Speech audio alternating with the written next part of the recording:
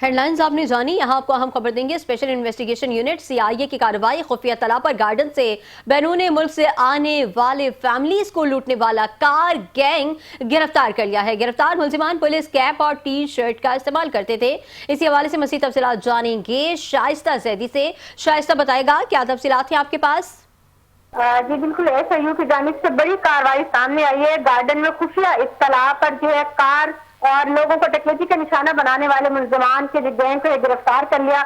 मुलजमान ज्यादातर ये जो गैंग था बाहर से आने वाले शहरियों को निशाना बनाता था, उनसे तलाई जेवरात और इसके अलावा जो नकदी होती थी, कैश होता था, वो लूट मार के ये फरार हो जाते थे।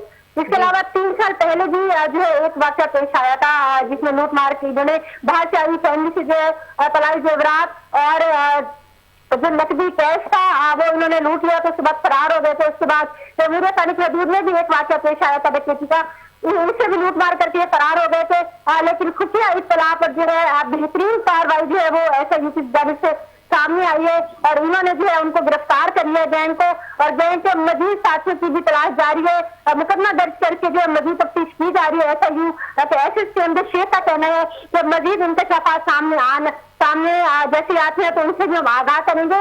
एसआईयू ने जो है खुफिया इत्तला पर ये कार्रवाई की है और इंशाअल्लाह ताला इस तरह की कार्रवाइयां जो है हम आइंदा भी करते रहेंगे। जी, ऐसी कार्रवाइयां आइंदा भी करते रहेंगे। स्पेशल इन्वेस्टिगेशन यूनिट सीआईए ने बड़ी कार्रवाई की है। बहुत शुक्रिया शाइस्ता, आपने हमें तफसीलात से आगाह किया।